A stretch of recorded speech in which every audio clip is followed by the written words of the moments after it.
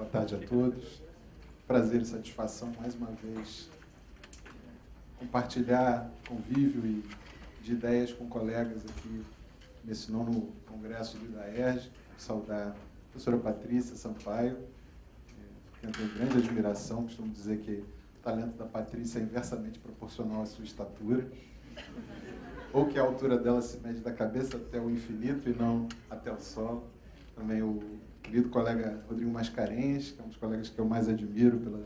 competência e seriedade aqui da nossa casa. A todos os colegas já aposentados, presentes, que nos dão a honra, outros colegas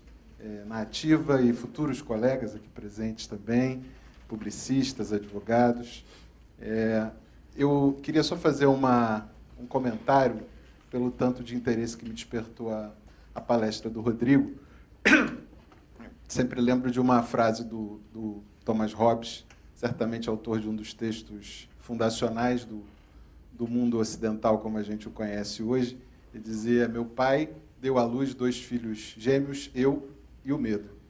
Hoje todo servidor público tem esse irmão gêmeo, que é o medo, e o problema não é exatamente ele existir, porque acho que isso é inerente à condição humana, é exatamente essa dosagem. E sugeriria, assim, os estudos de public choice nos têm revelado isso.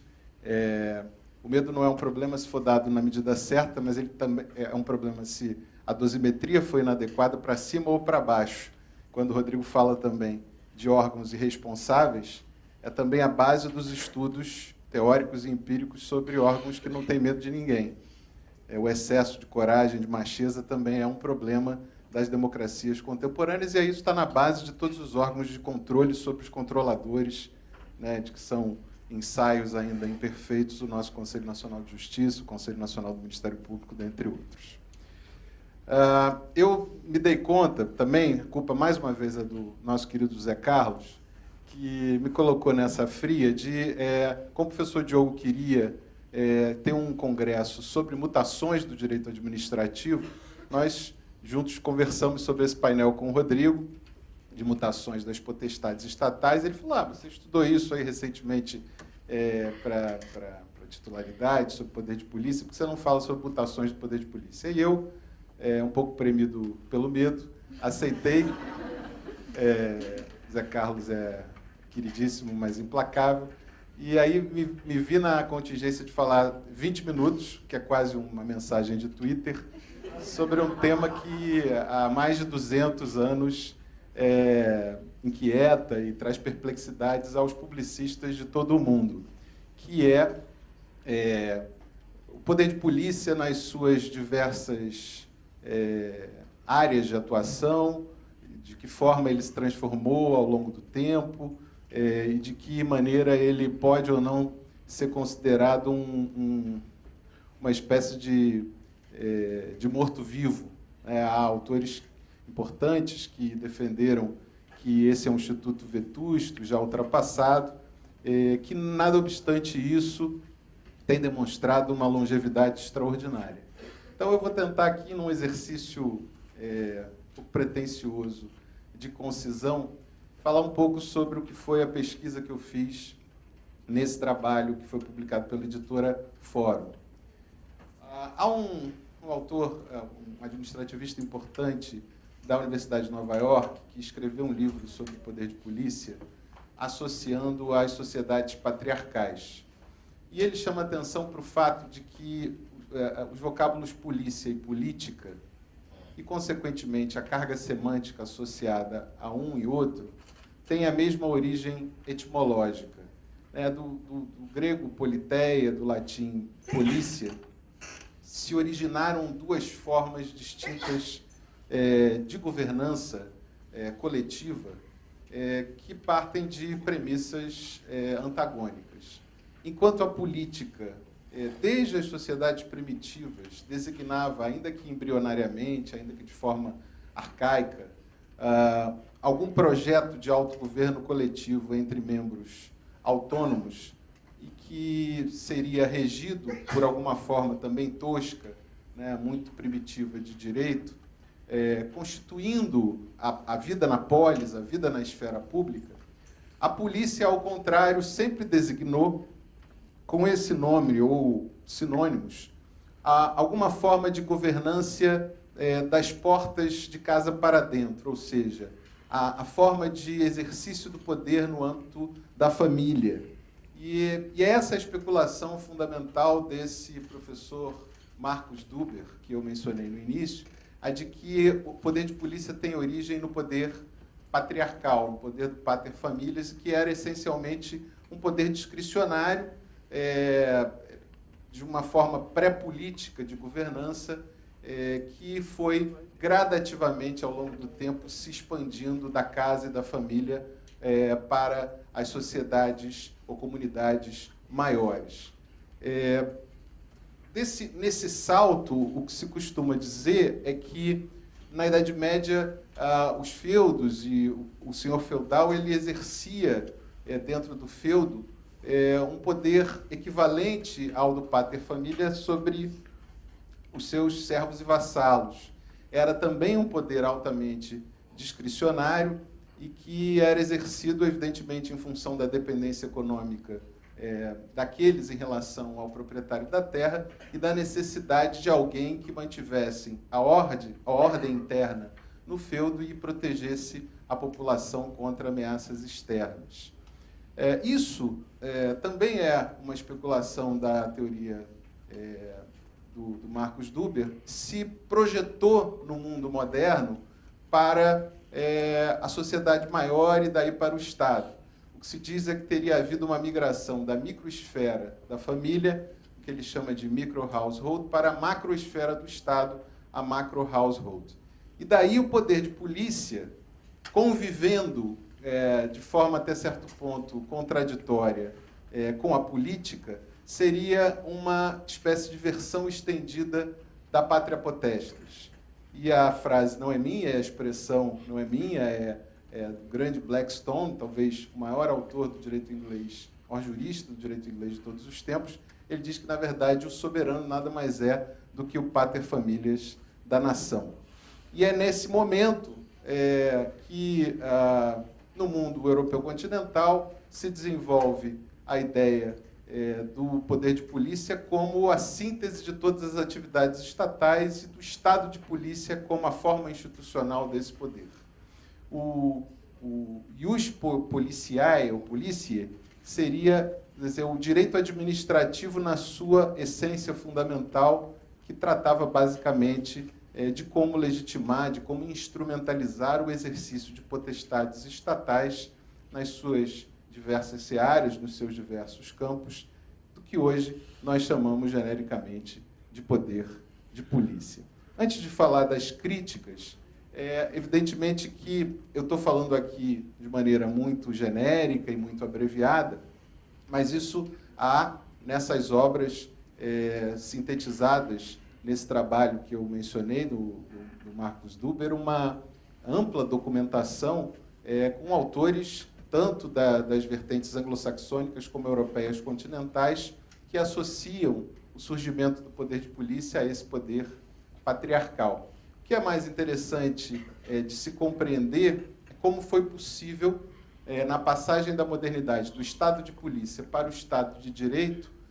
se admitir a convivência entre essas duas formas de governança. E acho que é exatamente daí que surgem as críticas ao Instituto do Poder de Polícia.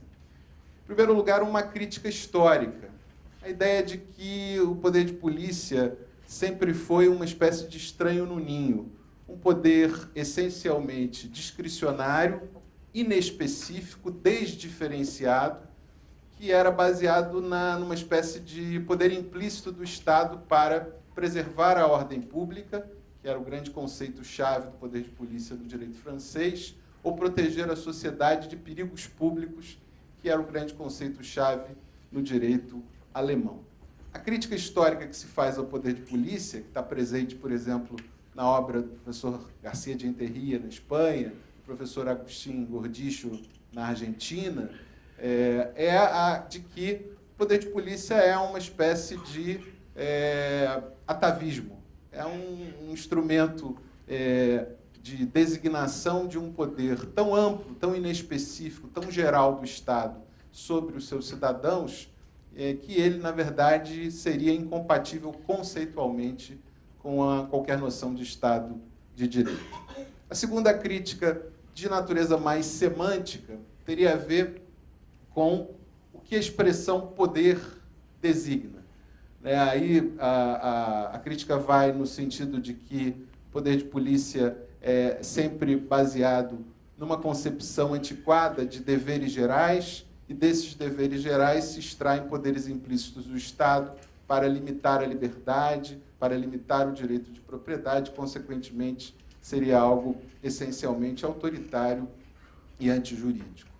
E, finalmente, uma crítica funcional, essa muito carregada na obra do professor Agustín Gordillo, que certamente na América Latina foi o maior combatente da noção de poder de política, do poder de polícia, tem a ver com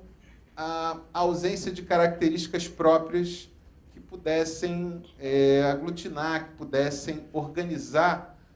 o poder de polícia como um instituto autônomo, como uma categoria realmente específica do direito administrativo. Alguns autores do Brasil se debruçaram sobre esse tema, talvez nos últimos 20 anos, a obra que tenha melhor capturado esse desconforto da doutrina brasileira com o poder de polícia tenha sido o livro Direito Administrativo Ordenador, que foi a tese de doutorado do professor Carlos Ari Sundfeld na PUC de São Paulo, que concorda com parte das críticas de Gordillo em relação à origem histórica autoritária, à inadequação semântica da expressão poder de polícia, mas não concorda com a crítica funcional de que não haveria uma unidade teórica que pudesse agregar esse feixe amplo de competências do Estado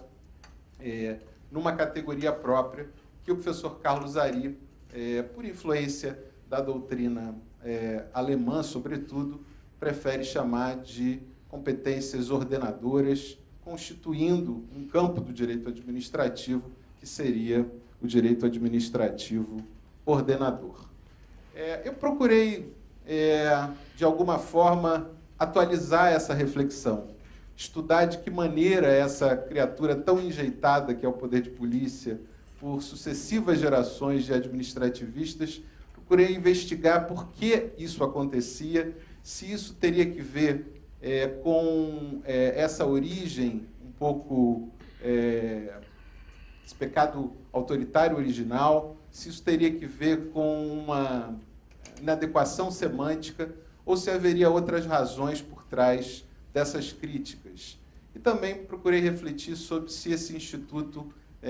deveria se manter vivo ou se ele poderia ser diluído pelos diversos campos do direito administrativo, onde o Estado é chamado, por meio de normas ou por meio de atos concretos, a limitar e conformar o exercício de liberdades e o próprio direito de propriedade. Nesse sentido, eu identifiquei duas vertentes amplas de transformação no direito administrativo contemporâneo, que se mostram presentes também no Brasil, embora com uma cronologia não necessariamente coincidente com aquela em que esses fenômenos se manifestam em outros ordenamentos jurídicos, em outros países. Em geral, infelizmente, essa cronologia diferenciada significa atraso. As duas vertentes seriam, em primeiro lugar, o que eu chamei do giro democrático constitucional do direito administrativo, que tem a ver com um conjunto de fenômenos ligados à elevação das bases axiológicas da disciplina ao nível da dogmática constitucional. Tem a ver com a penetração de teorias como a teoria dos direitos fundamentais e da teoria democrática nas discussões do direito administrativo e a vinculação necessária dos fundamentos de legitimidade do direito administrativo e a estruturação das suas normas a esses dois sistemas, o sistema democrático e o sistema de direitos fundamentais, tal como são postos, disciplinados e discutidos na Constituição. O segundo giro, ou a segunda vertente, seria o giro pragmático, que tem mais a ver com uma espécie de postura metodológica, esse talvez do campo do direito administrativo, uma tendência mais inconsciente, premida mais pelas necessidades práticas, de desvencilhamento de dogmas irrefutáveis, o que se liga a essa ideia antifundacionalista,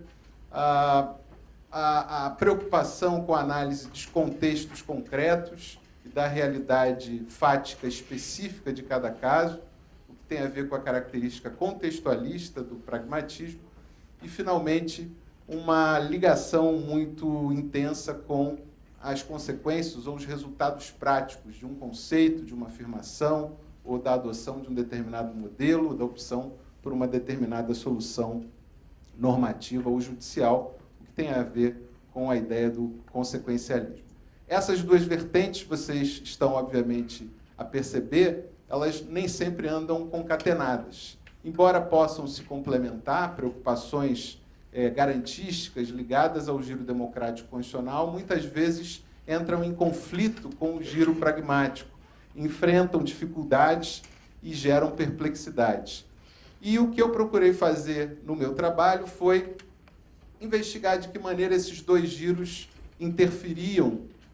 com o moderno conceito de poder de polícia. E aí eu cheguei a essa divisão didática, que evidentemente, ela por ser meramente didática, ela esconde as interpenetrações, as interfaces que têm essas diferentes mutações do conceito de poder de polícia. O primeiro plano dessas mutações é o plano das mutações político-jurídicas, que se ligam, evidentemente, em maior intensidade ao giro democrático constitucional do direito administrativo. Talvez aqui a melhor explicação para essas mutações possa ser alcançada por uma referência a um artigo, que na verdade é originário de uma conferência datado de 1972, do professor Eli Lopes Meirelles, intitulado Poder de Polícia e Segurança Nacional. Tudo que o professor Eli Lopes Meirelles disse lá em 1972 como um esforço de associar o programa, o projeto de segurança nacional da ditadura militar brasileira, a ideia de supremacia do interesse público e, por essa via, municiar o poder de polícia do Estado para restringir ao extremo, de forma desproporcionada, os direitos fundamentais, tem a ver com o oposto do que eu sustentei exatamente na minha tese. O que é que dizia o professor Eli nessa conferência de 24 de maio de 1972, nunca vou me esquecer dessa data, porque me chamou a atenção, porque eu tinha 2 dias de vida, 44 anos atrás, na Escola Superior de Guerra. O que o professor Eli Lopes Meirelles dizia era o seguinte: olha, tudo que vocês estão pretendendo fazer, e já vem fazendo, pelo menos desde 1968, tem uma justificativa plausível dentro da dogmática do direito administrativo tradicional. Se o poder de polícia pode sempre ser invocado em nome de um interesse público, de um interesse coletivo, para limitar direitos individuais, sejam eles ligados à liberdade ou à propriedade, o poder de polícia serve, por exemplo, para justificar todo tipo de restrição a liberdades individuais que o governo militar vem praticando e pode continuar praticando daqui para frente. Era como se a dogmática administrativa estivesse a serviço de um governo de arbítrio institucionalizado, como foi a segunda ditadura do século XX brasileira, a ditadura militar, que se iniciou em 1964. O que eu digo que, por contraste, é possível alcançar essas mutações é que o direito administrativo, quando ensinava poder de polícia aos novos bacharéis, em cursos de pós-graduação, nunca teve a preocupação de associar o poder de polícia, por exemplo, à teoria das limitações recíprocas entre direitos fundamentais, ou a ideia de que os direitos fundamentais são limitáveis por interesses coletivos dentro dos limites e possibilidades abertos pela Constituição. Então, esse primeiro conjunto de mutações tem a ver com a inserção ou absorção pelo poder de polícia das teorias do direito constitucional sobre limitação, promoção e autocontenção de direitos fundamentais das últimas 2 décadas, pelo menos. E aí é necessário, evidentemente, que os administrativistas se abram a um conhecimento interdisciplinar, ou pelo menos a um diálogo mais intenso com o direito constitucional, em especial com as cortes constitucionais. Eu me lembro, no auge das manifestações de junho de 2013, a primeira invocação do prefeito, do governador, aqui no Rio de Janeiro e em outros estados, era a necessidade do exercício do poder de polícia. Essa pergunta que deveria ser feita logo a seguir é: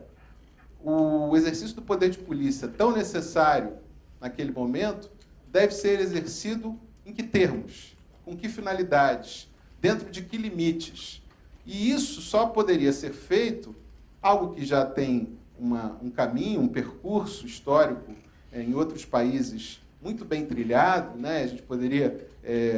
dar exemplos da obra do professor Sérvulo Correia, lá em Portugal, que é exatamente uma obra que relaciona o poder de polícia das manifestações à teoria dos direitos fundamentais, da liberdade de expressão e da liberdade de manifestação. O exercício do poder de polícia nada mais é do que uma necessidade de preservação de todos os direitos envolvidos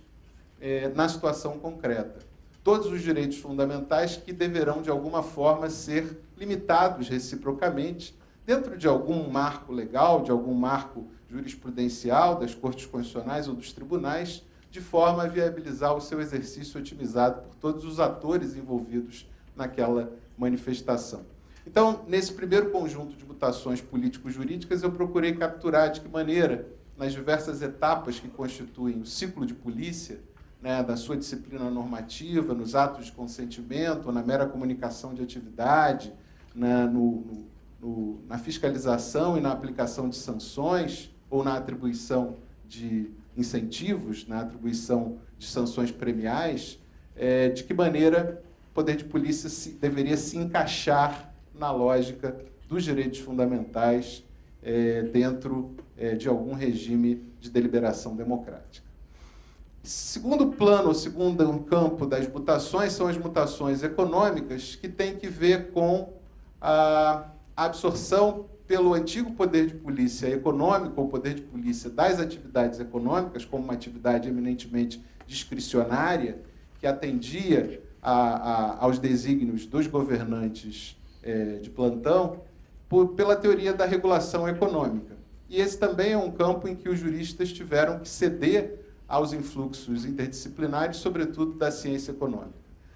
Me parece que aqui o que houve foi, de fato, uma grande virada da teoria jurídica, da regulação jurídica, absorvendo os conhecimentos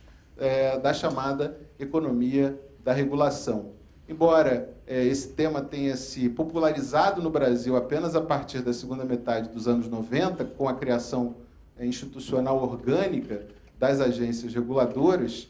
a prática da regulação econômica é uma coisa que antecede muito a isso no nosso país, embora de maneira, vamos dizer assim, atomizada e assistemática. A grande modificação me parece ter sido o fato de que a lógica jurídica passou, de alguma forma, a ser influenciada em muitos campos, determinada pela lógica econômica, e esse discurso econômico ganhou forma jurídica, seja em atos legislados, seja em atos administrativos, seja no discurso jurídico a partir das construções doutrinárias. Isso tem todo um campo de literatura muito influente que passa a ter, vamos dizer assim, a ponto de alguns autores acharem que o conceito de poder de polícia foi totalmente absorvido pelo conceito de regulação econômica e social. Eu, francamente, não acho que seja o ponto mais relevante da discussão. Acho que o objetivo aqui principal, pelo menos o que eu trilhei, foi diagnosticar esse fenômeno e apontar, evidenciar de que maneira, em lugar do exercício puramente autocrático e discricionário do poder de polícia de atividades econômicas, vicejou toda uma teoria racional de regulação econômica, seja para a correção de falhas de mercado, seja para o alcance de outros objetivos legítimos, democraticamente escolhidos, deliberados, dentro dos limites e possibilidades abertos pela Constituição. No terceiro e último plano, eu procurei identificar mutações institucionais. E aí subdividi esse terceiro plano em três etapas distintas. O primeiro, que eu chamei do exercício do poder de polícia por atores privados, bebi muito na fonte de um importante administrativista português, que é o professor Pedro Gonçalves, da Universidade de Coimbra, que tem uma obra realmente monumental sobre o exercício de poderes de autoridade por particulares, procurando adequar isso aos problemas concretos que nós temos hoje no direito brasileiro, seja do exercício do poder de polícia por empresas estatais, que sejam pessoas jurídicas de direito privado, empresas públicas, sociedades de economia mista, o que recebeu um tratamento inadequado e muito severo por parte do Superior Tribunal de Justiça em relação a BH Trans, num precedente com o qual não concordo, dizendo que qualquer tipo de exercício dessas funções ordenadoras de trânsito por empresas estatais seria intrinsecamente inconstitucional, seja na nossa experiência do poder de polícia exercido por conselhos profissionais, que, embora sejam tratados como autarquias profissionais, muito pouco têm de autarquias, seja no exercício do poder de polícia inerente ou associado à prestação de serviços públicos por concessionários e permissionários de serviços públicos, em alguns casos até com previsão legal expressa, seja no exercício desse poder de polícia por particulares autorizados expressamente ou simplesmente com poder reconhecido pela fé do seu grau, pela sua reputação profissional, a desempenhar tarefas que o Estado reconhece como sendo poderes de autoridade. O segundo plano de modificações ou transformações institucionais tem a ver com o deslocamento da esfera do poder de polícia normativo para atores privados. E aqui tentei identificar todo um conjunto de regulações privadas que não mais se encaixam perfeitamente no campo da autorregulação. E por isso o título desse item é da autorregulação privada da regulação privada para a autorregulação regulada, o que tem a ver com um reconhecimento do próprio Estado, de que há campos em que a gestão dos interesses privados pelos próprios atores é mais eficiente, alcança melhor os objetivos do próprio Estado do que a regulação estatal. Diminui custos de transação, diminui, em alguns casos, a corrupção, mas pode também sofrer desvirtuamentos. E daí a presença do Estado criando algumas balizas, alguns parâmetros procedimentais e estabelecendo alguns limites para esse exercício da regulação privada, daí o nome autorregulação regulada. E, finalmente, o chamado direito administrativo global, como um conjunto de regulações já mencionadas inicialmente pelo professor Diogo e reiteradas aqui pelo professor Sérgio Guerra, em atividades econômicas cuja natureza é transnacional, que não se adequam bem à soberania estatal. Isso é o caso da internet, casos típicos do setor financeiro, do setor de investimentos, que se valem de mecanismos transnacionais, mas não por meio de hard law, não por meio de tratados e convenções, e sim por meio de instituições transnacionais privadas ou híbridas. No caso do Conselho da Basileia, por exemplo, do setor financeiro, é um clube de reguladores. No caso da internet, é uma regulação eminentemente privada. O que desafia as sociedades democráticas do mundo ocidental contemporâneo a se posicionar diante disso. Já que, mesmo no campo da internet, por exemplo, os marcos civis, as leis estatais nacionais sobre a internet, têm sempre um alcance limitado e uma capacidade de conformação daquela atividade econômica e social igualmente limitada. Mas, ao mesmo tempo, isso envolve uma apreciação desse fenômeno, né? Quer dizer, há uma translação de poder do âmbito dos Estados para a esfera transnacional e, mais do que isso, para uma espécie de sociedade civil global. Aí há as visões mais céticas, como a do professor Marcelo Neves, que vê nisso um ressurgimento do poder privado, como se fossem os novos patriarcas, como autores transnacionais do direito. Há visões intermediárias que desconfiam disso, mas aceitam a sua inexorabilidade. E há visões mais otimistas, como do professor Gunther Teubner, que acha que é preciso reconhecer esse fenômeno na sua inevitabilidade, mas, ao mesmo tempo, ter sobre ele uma visão de moralidade política. E daí o desenvolvimento de mecanismos de transparência, de governança, de participação e de accountability que possam dotar essa nova forma de produção regulatória, eu diria, essa transformação radical do poder de polícia nacional e estatal num poder transnacional e não necessariamente estatal e não estatal, em muitos casos, de algum respeito às conquistas civilizatórias do constitucionalismo contemporâneo, basicamente a garantias de devido processo legal, garantias de participação, algum grau de responsividade e assim por diante, para que a gente não esteja apenas diante de uma nova lex mercatória.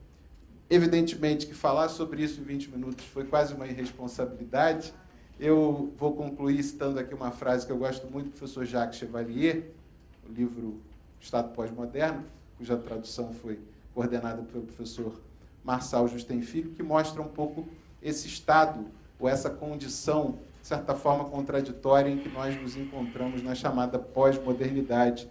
refletindo um pouco sobre isso. Diz o Chevalier que pós-modernidade significa, se significa alguma coisa, uma hipermodernidade e uma antimodernidade ao mesmo tempo. O que ele quer dizer com isso é que, na verdade, o mundo atual é um mundo que lida, ao mesmo tempo, e valoriza, por exemplo, o individualismo próprio das sociedades liberais e democráticas, incensa as cortes constitucionais, preza as constituições como leis fundamentais, mas convive ao mesmo tempo